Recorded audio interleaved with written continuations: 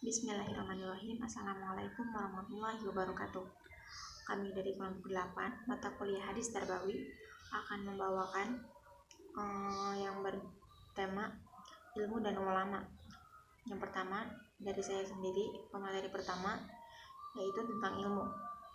Ilmu adalah usaha-usaha sadar untuk menyelidiki, menemukan, dan meningkatkan pemahaman manusia dari berbagai segi kenyataan dalam alam manusia. Nah, ilmu juga merupakan suatu pengetahuan yang disusun, secara bersistem. Ilmu itu hasil proses berpikir yang diperoleh dari sekitar pengalaman untuk dijadikan objek penelitian dan dapat diakui atau diyakini kebenarannya. Nah, di sini selanjutnya ada kemanfaatan ilmu. Apa saja sih kemanfaatan atau manfaat dari ilmu itu? Nah, yang pertama yaitu ilmu adalah amalan yang tidak terputus pahalanya. Yang kedua yaitu menjadi saksi terhadap kebenaran. Yang ketiga yaitu Allah mengangkat derajat orang yang berilmu. Yang keempat yaitu orang berilmu adalah orang yang takut Allah Subhanahu wa Ta'ala. Yang kelima, ilmu merupakan tanda kebaikan Allah kepada seseorang. Yang keenam, mengetahui bahwa Allah Maha Besar. Yang ketujuh, mengajarkan untuk bersyukur. Selanjutnya di sini ada hadis kemanfaatan ilmu. Hadisnya yaitu yang pertama, Bismillahirrahmanirrahim. Idza mata insanun qata'a anhu amaluhu illa min salasatin illa min shadaqatin jariyatin aw ilmin yuntafa'u bihi aw waladin sholihin yad'u lahu. Jika seorang manusia mati, maka terputuslah darinya semua amalnya kecuali dari 3 hal, yaitu sedekah jariyah, ilmu yang diambil manfaatnya, dan yang ketiga yaitu doa anak soleh. Hadis riwayat Muslim. Lalu ada pula hadis yang kedua, yaitu Bismillahirrahmanirrahim. Man salaka tariqan yaltamisu fihi ilman sahhalallahu lahu tariqan ilal jannati. Barang siapa menempuh satu jalan atau cara untuk mendapat ilmu, maka Allah pasti mudahkan baginya jalan menuju surga. Hadis riwayat Muslim. Selanjutnya ada keutamaan orang berilmu. Apa saja sih keutamaan orang berilmu itu? Yang pertama yaitu akan dimudahkan jalan menuju surga. Yang kedua, akan memiliki pahala yang berlimpah. Yang ketiga, orang yang paling takut kepada Allah adalah orang yang berilmu. Yang keempat, orang yang berilmu mewarisi kekayaan Nabi. Yang kelima, orang yang berilmu disejajarkan dengan para malaikat. Assalamualaikum warahmatullahi wabarakatuh. Saya Ines Elvina. Saya akan menjelaskan tentang ulama dalam perspektif hadis. Seperti yang telah kita ketahui bahwasanya ulama itu memiliki sumbangsih yang amat begitu besar terhadap peradaban di dunia ini. Sumbangsihnya itu antara lain sumbangsih tentang keagamaan, sosial, politik, maupun pendidikan. Lembaga-lembaga seperti kutab, masjid, dan madrasah dan lain-lainnya merupakan sumbangsih dari ulama itu sendiri. Melalui lembaga-lembaga pendidikan yang didirikan dan melalui kitab-kitabnya juga, ulama ini bertindak sebagai penerjemah doktrin-doktrin Islam yang otoritatif, serta menjadi jembatan dan proses transmisi nilai-nilai keagamaan khususnya melalui bidang pendidikan. Dalam Islam, ulama itu memiliki peran tersendiri dalam sosial keagamaan maupun pendidikan, seperti ulama sebagai guru yang mengajarkan cara membaca Al-Quran dan mengajarkan ajaran Islam. Yang kedua, sebagai penafsir ayat Al-Quran untuk menjawab beberapa pertanyaan dari masyarakat. Juga sebagai hakim yang memutuskan perkara jika ada pertikaian di antara masyarakat itu sendiri.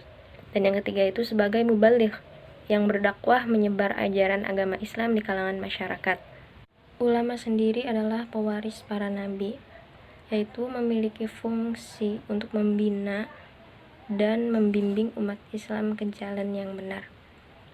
Untuk hal yang demikian itu, ulama itu memerlukan aktivitas yang mampu menjadikan masyarakatnya itu berilmu dengan cara ulama itu berdakwah melalui khutbah Jumat ataupun ceramah di media sosial atau yang lainnya. Dan yang kedua adalah mendirikan pesantren untuk mengajarkan para santrinya itu ilmu yang dimiliki oleh ulama tersebut. Dari penjelasan yang sudah dipaparkan, kita lupa ya bahwasanya kita belum mengetahui istilah dari ulama itu sendiri. Lalu istilah dari ulama itu sendiri apa sih?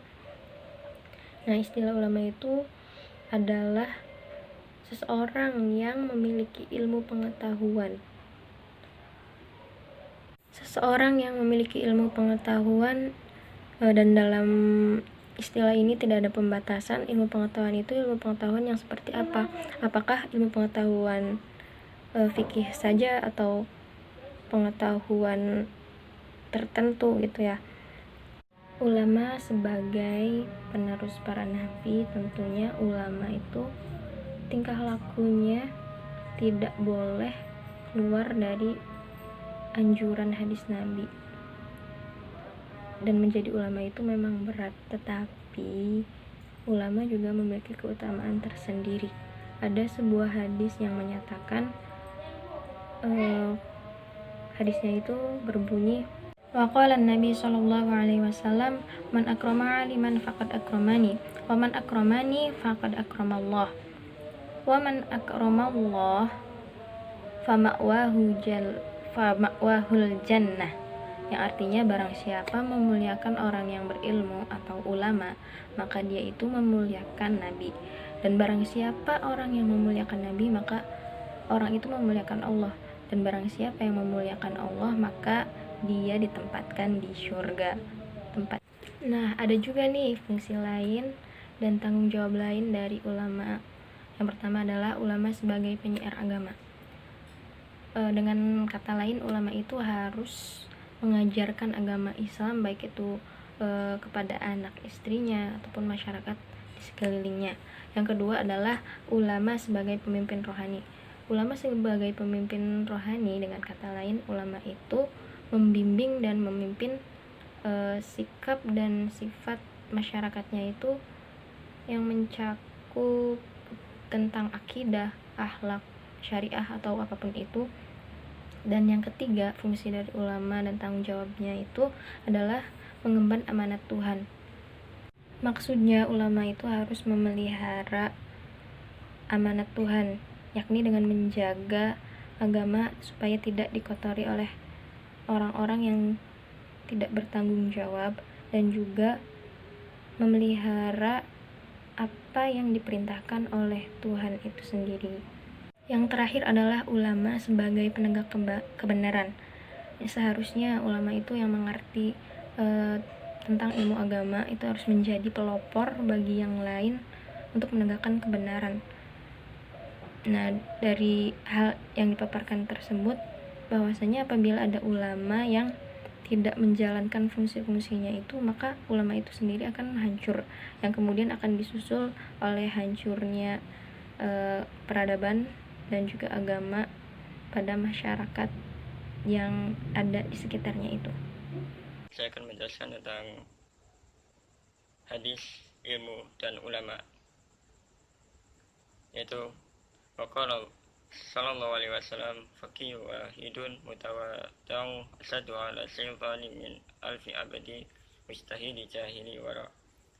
Nabi sallallahu alaihi wasallam bersabda, satu orang yang faqih pandai ilmu syariat atau fikih dan wira yang meninggalkan hal-hal yang diharamkan lebih berat bagi setan daripada 1000 orang yang giat beribadah namun bodoh meskipun wira.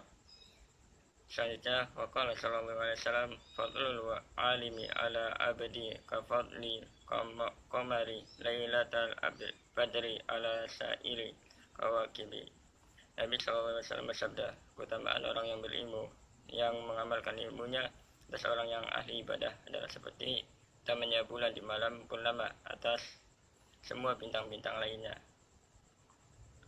Kemudian waqala sallallahu alaihi wasallam, maning taqala liya'la alama ilmal kufira lahu qabalu an ayyah tua.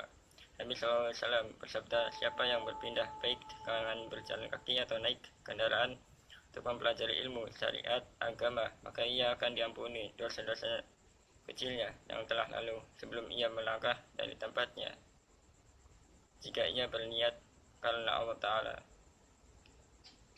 Kemudian krisis ulama dan ilmu. Sungguh membuat hati cukup sedih jika mendengar berita wafatnya ulama. Terlebih ulama mereka tersebut adalah ulama ahlu sunnah wal jamaah yang sangat giat belajar, berdakwah, dan memberikan pencerahan yang banyak pada manusia. Al-Ayyubi, hadis, ilmu, dan ulama, yaitu waqala sallallahu alaihi wasallam faqih wahidun mutawaddi'un asadu ala sultani min alfi abadi mustahili jahili wara. Nabi sallallahu alaihi wasallam bersabda, satu orang yang faqih pada ilmu syariat atau fikih dan wira yang meninggalkan hal-hal yang diharamkan lebih berat bagi setan daripada 1000 orang yang giat beribadah namun bodoh meskipun wira. Selanjutnya, waqala sallallahu alaihi wasallam fadlul alimi ala abadi ka fadli qamari lailatal badri ala sa'iri kawakibi. Nabi sallallahu alaihi wasallam bersabda, keutamaan orang yang berilmu yang mengamalkan ilmunya atas orang yang ahli ibadah adalah seperti utamanya bulan di malam purnama atas semua bintang-bintang lainnya. Kemudian waqala sallallahu alaihi wasallam maning taqala liya'la alama ilmal kufira lahu qabalu an ayyah tua.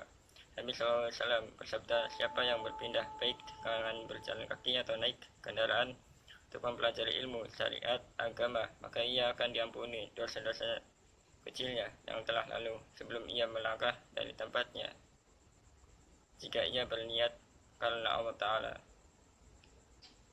Kemudian krisis ulama dan ilmu. Sungguh membuat hati cukup sedih jika mendengar berita wafatnya ulama. Terlebih ulama mereka tersebut adalah ulama ahlu sunnah wal jamaah yang sangat giat belajar, berdakwah, dan memberikan pencerahan yang banyak pada manusia. Al-Ayyubi, sesungguhnya aku diberitakan mengenai wafatnya seorang ahli sunnah seakan-akan aku kehilangan sebagian anggota tubuhku. Dengan wafatnya ulama berarti Allah telah mengangkat ilmu dari manusia. Rasulullah SAW bersabda, sesungguhnya Allah Ta'ala tidak mengangkat ilmu dengan sekali cabutan dari para hambanya, akan tetapi Allah mengangkat ilmu dengan wafatnya para ulama. Ketika tidak tersisa lagi seorang ulama pun, manusia menunjuk kepada orang-orang bodoh. Mereka bertanya, maka mereka orang-orang bodoh itu berfatwa tanpa ilmu, mereka sesat dan menyesatkan. An-Nawawi rahimahullah menjelaskan, hadis ini menjelaskan bahwa maksud diangkatnya ilmu yaitu sebagaimana pada hadis-hadis sebelumnya secara mutlak, bukanlah menghembuskannya dari dada para penghafalnya, tetapi maknanya adalah wafatnya para pemilik ilmu tersebut. Manusia kemudian menjadikan orang-orang bodoh itu memutuskan hukum sesuatu dengan kebodohan mereka, akhirnya mereka pun sesat dan menyesatkan orang lain. Para ulama pasti akan Allah wafatkan karena setiap yang bernyawa pasti akan merasakan kematian. Hendaknya kita terus semangat mempelajari ilmu dan mengamalkannya. Sekian dan terima kasih.